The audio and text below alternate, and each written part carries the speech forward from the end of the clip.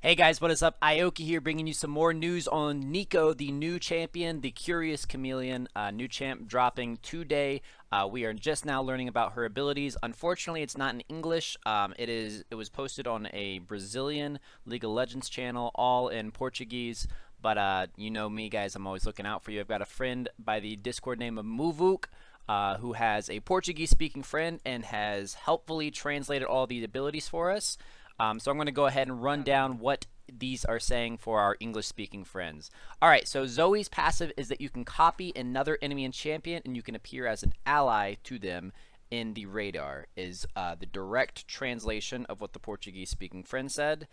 So basically, we can see it here. We see NEEKO taking on the appearance of Ezreal. So for all intents and purposes, until they are damaged, NEEKO appears similar to Ezreal. So the amount of mind games that this can come into play is honestly pretty crazy. The implications of this are pretty wide reaching. We've never had anything like this before except for the item Trickster's Glass and LeBlanc's passive, and even those are far more limited than what NEEKO can do. And LeBlanc can, for instance, when her passive goes off, she gets one temporary clone that she can shoot off in the opposite direction, hopefully distract that enemy, have them go after that. NEEKO can do that pretty much at will. There's going to be a cooldown on the passive, but she can do that with any champion. It's so crazy. Okay, so we are now looking at her Q, and the Portuguese translation is the Q is like a skill shot, spit sort of thing that explodes 1 second after you throw it in a circle area. Okay, so we see her using the Q on this first minion. So boom, and we can deduce from the context clues we have in front of us is that if you spit it on a champion, watch this, it ticks 3 times. Where on minions it goes once. If it remains on a champion, it goes 1, 2, 3 times. So that is her Q. That is probably going to be her main damage dealing ability. That is probably going to be her sort of wave clear. That is probably going to be what makes her a mid laner. Everybody's basically saying she's either going to be a mid laner or a jungler. I personally think she's going to be a support, just from what we've seen and kind of these abilities that we're putting together and the way they're playing out in my mind. I think that she actually is going to be a mid/support with secondary role. Okay, guys, so here's her W. The W works together with the passive. You copy a champ and divide in 2, sending the clone in an area to explode and deal magic damage. So basically what happens here is you use your passive along with your W, and this one will explode. So that's the fake NEEKO that she sends off. You get down on all 4, you can disguise yourself as Karma, all of a sudden, boom, fake Karma explodes. Does that make sense? So we'll run through that one more time. So this is her W. It works together with the passive. You copy a champion and divide in 2, sending the clone in an area to explode and deal magic damage. What I don't think that you need to actually be near the champion that you're copying. So I'm not sure how you're going to decide who you are disguising yourself as, but she kind of just all of a sudden, boom, Karma, and Karma is nowhere to be seen. So that makes me think that maybe she opens up a menu, kind of like with the Rengar Bone Tooth necklace, like a little thing above the ability bar down at the bottom of your screen. You get a champion to choose, and then you press W. You go this way. This is the NEEKO. This is the fake Karma. Boom, that one explodes and deals magic damage. Her E is that she throws a circle shit.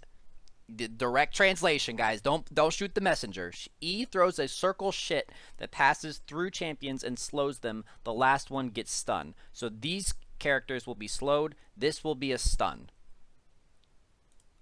It looks like it might have actually be a snare, so that might be a mistranslation on our Portuguese friend.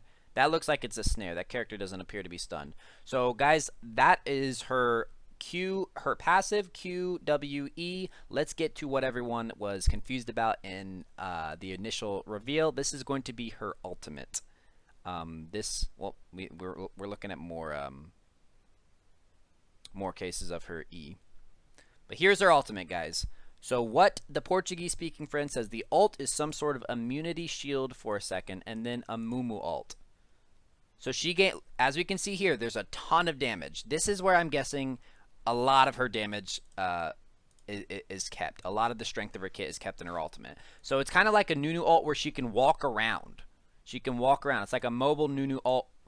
The people that remain in the circle until the end of the ult are damaged and snared, it looks like. So it's kind of like a better version. It's kind of like combining Nunu and a Mumu ult. Because as we see, NEEKO gets a huge shield. And I'm guessing that that's going to scale with AP, and the damage that she deals is going to scale with AP. So this is where a lot of her strength is going to be, because oh my gosh, look how much damage that is dealing to each of those 3 champions. And I'm not sure if that's just to, you know, for the sake of the video. We don't actually know these guys' armor or magic resistance, but that's a lot of damage.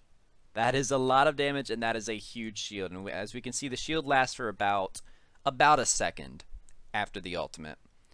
So boom, almost a second. We'll say 3/4 of a second is how long the shield lasts. And then they're all damaged, and it doesn't appear to slow by any means. It does slow, actually. If we can see, we can see Xerath actually slow here at the very end of the ultimate. So it's got a little bit of a wind up. He's not slowed yet. Now he's slowed, and boom, now they're all snared and damaged. Huge nuclear NEEKO is going to be all over YouTube, guys.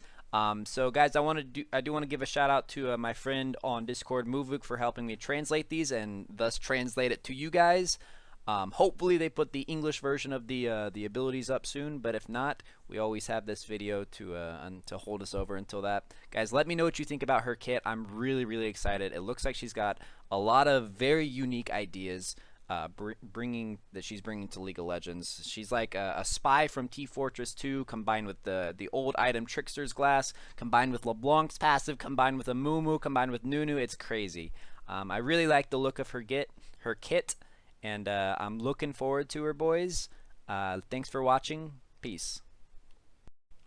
Hey guys, I know I've already done an outro in this video, but if you're still here, I want to cover absolutely everything that this champion has been revealed to us. So I'm going to go ahead and share through the NEEKO biography. Now, if you guys know me from my stream, you know that I'm not really huge on the lore kind of stuff. It just doesn't really interest me, but I do know that it interests a lot of you guys. So we're going to go through NEEKO's lore here, as it has just dropped on the League of Legends. It's called the Universe page, universe.leagueoflegends.com, and I'll put that in a link down in the description. So NEEKO, the Curious Chameleon. Now what's interesting is that someone from Reddit has actually already realized or sort of determined that NEEKO was first teased in an Ezreal bit of lore, where Ezreal goes into the forest and, you know, he's on some cool mystical quest and he sees himself, and it's literally just like that little detail. That one little detail. And even though I'm not a big lore person, I do think that kind of stuff is pretty cool. So it's kind of neat that she was teased, you know, all those months ago when that lore came out. But here we go, guys. NEEKO, the Curious Chameleon, and you are my small child that I'm tucking into bed, and I'm going to read you a story, boys. NEEKO was born on a remote and largely unknown island far to the east, where the last members of an ancient Vestayan tribe remained isolated from the rest of the world. They were called the Uvi Cat, which is the dumbest name I've ever heard. Sorry, and could trace their lineage generation by generation back to the legendary Vestaya Shire. Oh my god, Vestaya Shire, the ancestors of all Vestaya. The Uvikat were peaceful beings of unrivaled potential. Their harmonious society blended seamlessly with the spirit realm so that their Shoma, I love how it just keeps dropping all these words. Their Shoma, their spiritual essence, could intermingle with other beings through mere proximity and even help them mimic other physical forms. No secrets existed between the Uvikat, but few were as curious, resilient, or energetic as young NEEKO. She developed a fondness for games, hiding trinkets and thoughts to see if others could find them. Thoughts. So she hid her thoughts. That's kind of neat. That's actually a little bit neat. Her inquisitive nature knew no bounds, and she was pure and innocent in her charmed existence. Of course she was, Riot.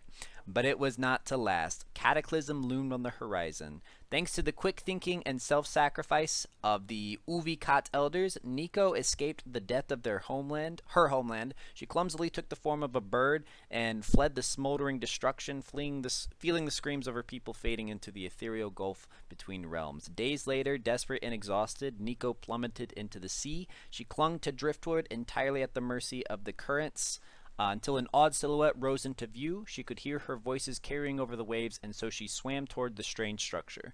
With the last of her strength, she crept aboard what turned out to be a mercantile mercantile vessel destined for Harrowport. NEEKO rested where she could, calling out into the spirit realm for her lost tribe. She felt only scattered, sad echoes in response, and images of towering, dead trees that lay somewhere over a fragile horizon.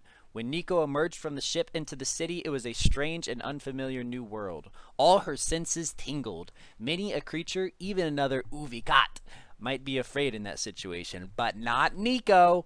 The society bustled with unique personalities, strangers with a vast array of motives and shapes. This was a place of countless stories and experiences, and it entranced her completely. Before she could get far, I thought that said before she could get fat. Before she could get far, she was spotted by a Vestayan sailor named Kret.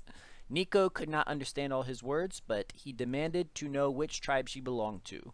NEEKO reached out with her shoma, mimicking his face and expression to make her peaceful intentions understood, but Kret did not seem to like this at all. Overwhelmed by his darkening thoughts, NEEKO, so she can she's like a telepath. She's like Jean Grey.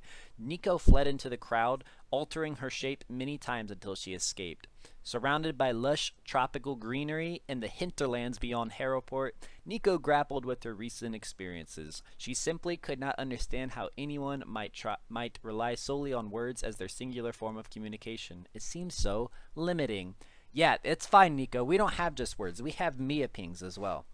Seeking solace, she took on the shape of the sleek jungle cats she encountered among the trees and tried to run with them. NEEKO loved being fast and agile, and their bright, keen eyes reminded her of home until, quite unexpectedly, the leader transformed into a beautiful, strong, dark-haired woman. After a tense standoff, she introduced herself as Nidalee. Here we go. The crossovers begin. She reluctantly accepted NEEKO into the group. NEEKO hesitated to entrust the truths of the Uvikat to others, but she felt a deep kinship with Nidalee because she suspected this bestial huntress might share some forgotten connection with the Vestayan race. Their friendship blossomed, and for many months they roamed the wilds together. But the towns and cities, with all their flaws, still called to NEEKO. Her ancestors came to her in dreams, showing her the pale branches of those dead trees over and over. The trees needed color to bloom again. Of that much NEEKO was certain.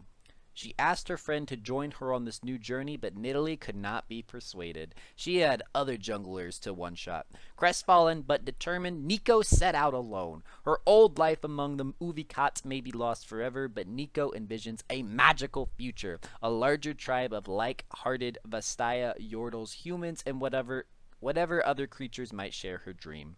As far as she's concerned, everyone has the potential to find a place in her new tribe. She is pledged to seek these souls out, to befriend them, and defend their shoma with her life.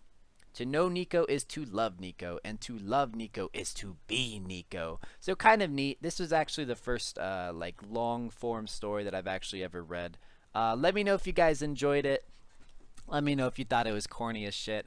I'm just covering everything about NEEKO. This character is actually really interesting to me so far. I'd love to hear you guys' thoughts. Take it easy. Peace.